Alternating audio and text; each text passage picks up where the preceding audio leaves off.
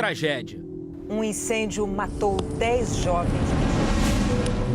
As vítimas dormiam quando o fogo começou. Vidas se foram e isso não tem volta. E o futebol brasileiro sob investigação. Não tinha sequer alvará de funcionamento. 10 mortes. E os grandes clubes brasileiros fechando portas. Negligência, falta de fiscalização. Porque só agora as providências estão sendo tomadas. Porque só agora a segurança dos centros de treinamento e alojamentos viraram uma preocupação no país do futebol.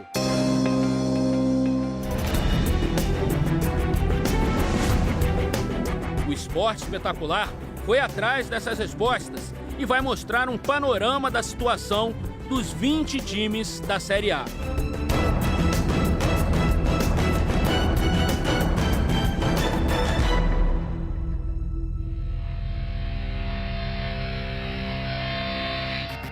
Alvarás, autorizações. Há 10 dias, alguns documentos não pareciam fazer a menor diferença. O incêndio no Ninho do Urubu despertou nos dirigentes esportivos e nas autoridades públicas certos cuidados que ainda não tinham entrado em campo. Numa tentativa de defesa, no dia seguinte à tragédia, o Flamengo apresentou o certificado de clube formador dado pela CBF como uma referência de bons serviços nas divisões de base. Sérgio CBF que emitiram o certificado de clube formador para o Flamengo, segundo a Lei Pelé. Para ter essa espécie de diploma com validade de 1 ou 2 anos, os clubes precisam preencher alguns requisitos. Você tem que manter, né, todo um investimento da parte do setor de psicologia, né, assistente social, nutricionista, dentista, odontológica, tudo para o atleta, né? Tudo isso são considerados investimentos, né, que o clube faz nos atletas, né, para que você possa vir até a chancela como clube formador. A questão é que esse bem-estar dos jovens que moram em alojamentos muitas vezes tem uma fiscalização mínima. E a Lei Pelé, usada como base na formatação do atestado de clube formador da CBF, deveria ser mais específica. Educação e segurança são temas tratados muito superficialmente. Não é exigido no formulário de clube formador o auto de vistoria do Corpo de Bombeiros para o funcionamento dos dormitórios. A legislação precisa ser aperfeiçoada. De fato, houve em 2011 uma alteração da Lei Pelé que melhorou um pouco, estabeleceu essa obrigatoriedade que não estava na primeira versão da lei, que é a obrigatoriedade de cuidar da educação, cuidar do acompanhamento dos adolescentes em seus vários aspectos e seus direitos. A CBF terceiriza essa tarefa de fiscalizar para as federações locais. A CBF simplesmente recolhe e examina o processo para conceder ou não o atestado.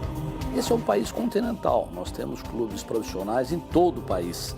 Não seria possível uma organização centralizada e nós orientamos as federações para que realize e nos enviem a documentação.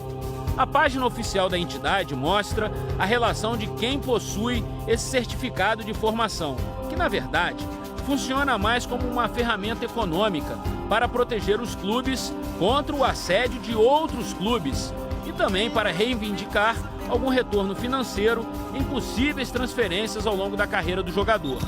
É uma estrutura de caráter administrativo que vincula esse jovem atleta ao clube. Por isso que no Brasil são muito poucos. Nós temos 42 clubes formadores e 792 clubes profissionais. Você viu que todos os gigantes do nosso futebol aparecem ali e quase nenhum foi aprovado após o pente fino das autoridades. O repórter Felipe Diniz mostra pra gente como está a situação em São Paulo. No São Paulo, o CT da base é considerado um dos melhores do Brasil para treinamento e alojamento. Tudo fica no mesmo lugar. O Corinthians ainda constrói sua estrutura para categorias inferiores. Por enquanto, os jogadores vivem em casas alugadas. O Palmeiras também hospeda seus garotos fora do centro de treinamento, que fica em Guarulhos, na região metropolitana.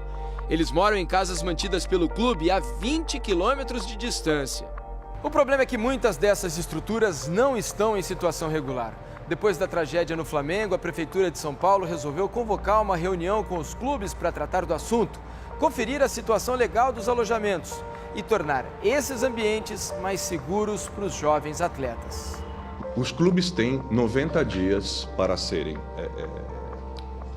fiscalizados, acompanhados, monitorados e enviarem toda a sua documentação para que possam estar regularizados nesse prazo.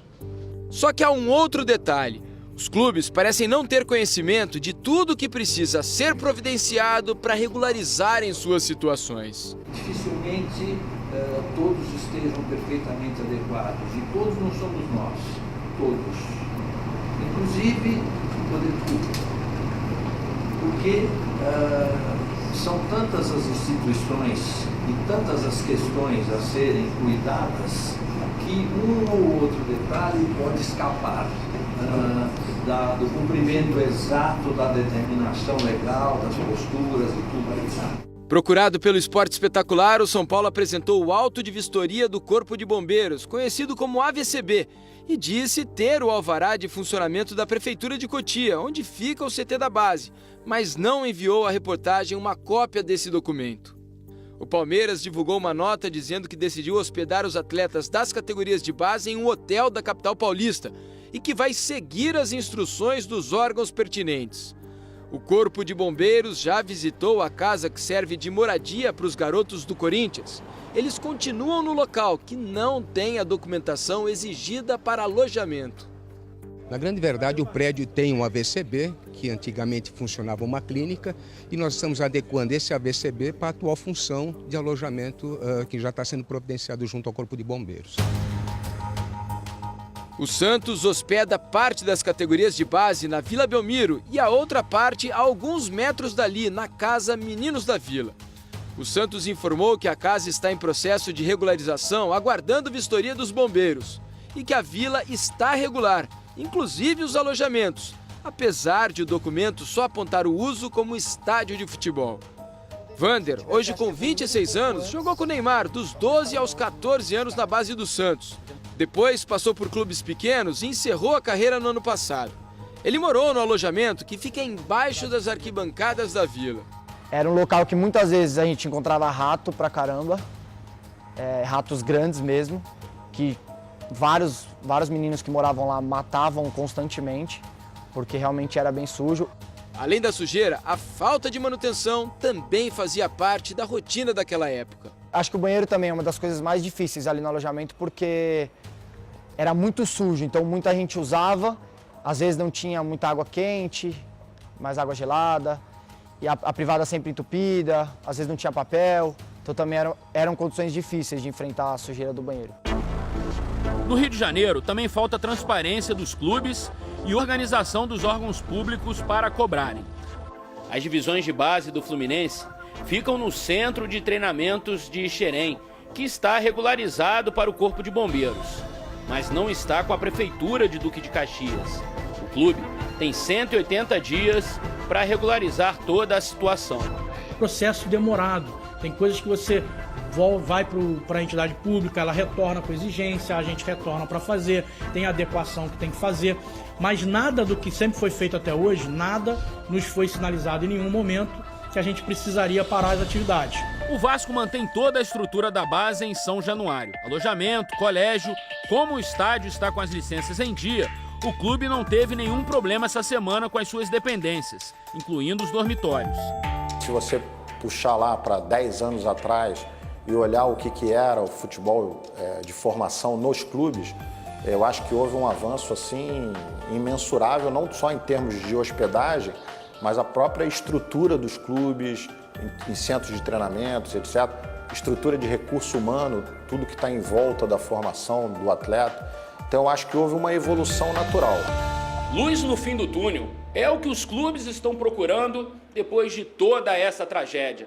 Até porque os alojamentos para esses meninos são mais do que simples dormitórios. É a primeira porta antes de entrar no mundo do futebol. Para eles, aqui, o sonho de se tornar jogador profissional está mais perto. General Severiano, A tradicional Casa Alvinegra virou um porto seguro nos últimos dias. Como os alojamentos no estádio de Caio Martins foram fechados pela Polícia Civil, alguns jovens foram transferidos para a sede do Botafogo. O clube tem instalações confortáveis, sinalizadas e na parede da sala de estar toda a documentação em dia. Ao todo, o Botafogo mantém 16 meninos alojados. Agora vamos ver como está a situação em Minas Gerais e no sul do Brasil. Em Minas, só o Atlético tem centro de treinamento em situação regular com prefeitura e corpo de bombeiros. No Cruzeiro, os jovens das categorias de base treinam e moram aqui, na Toca da Raposa 1, um dos centros de treinamento mais antigos do Brasil. Foi construído em 1973, mas está em situação irregular. Na quarta-feira, houve uma vistoria no centro de treinamento, que não tem alvará de funcionamento nem auto de vistoria do Corpo de Bombeiros. O clube foi notificado.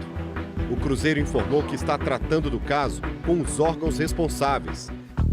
Assim como o Atlético, o Inter tem a situação regularizada com a Prefeitura e com o Corpo de Bombeiros do município de Alvorada, onde fica o CT. Já o Grêmio, assim como o Cruzeiro, precisa adequar seus documentos. A questão é que os papéis do alojamento dos atletas de base ainda são da época que esse prédio era um motel.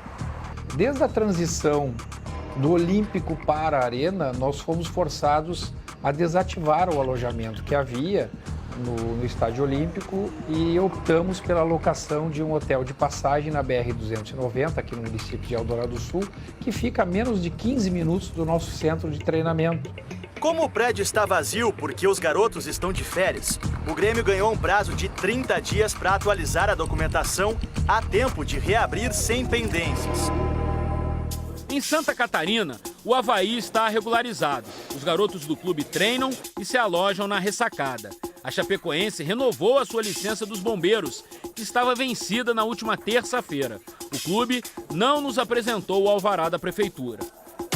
No Paraná, o centro de treinamento do Atlético, apesar de ser um dos mais modernos do país, funciona sem o alvará da prefeitura desde 2014. O centro de treinamento do Goiás, que também é tido como referência no país, tem pendências com a prefeitura para estar regularizado e não possui a licença do Corpo de Bombeiros. O Bahia não apresentou nenhum documento ao Esporte Espetacular. Pedimos as licenças à prefeitura e ao Corpo de Bombeiros de Salvador e também não recebemos resposta. Fortaleza e Ceará não apresentaram alvarás da prefeitura. Em relação às licenças dos bombeiros, nenhum deles dispõe de um projeto de segurança contra incêndio aprovado pelo Corpo de Bombeiros. O Ceará até tem um projeto, mas na verdade ele não foi implementado.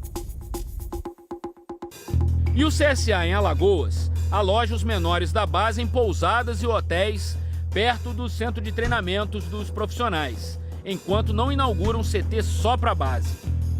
Nos últimos anos, os clubes têm aumentado o orçamento para as divisões de base, mas ainda é uma fatia pequena do que se movimenta em contratações, por exemplo.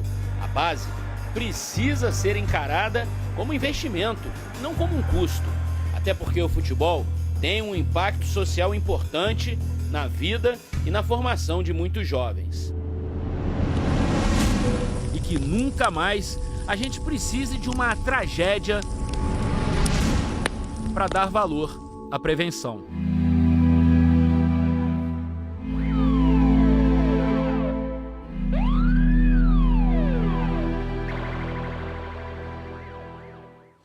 Muito bom dia Bárbara. Bom dia. Começando o nosso Esporte Espetacular com a frase que o Eric falou.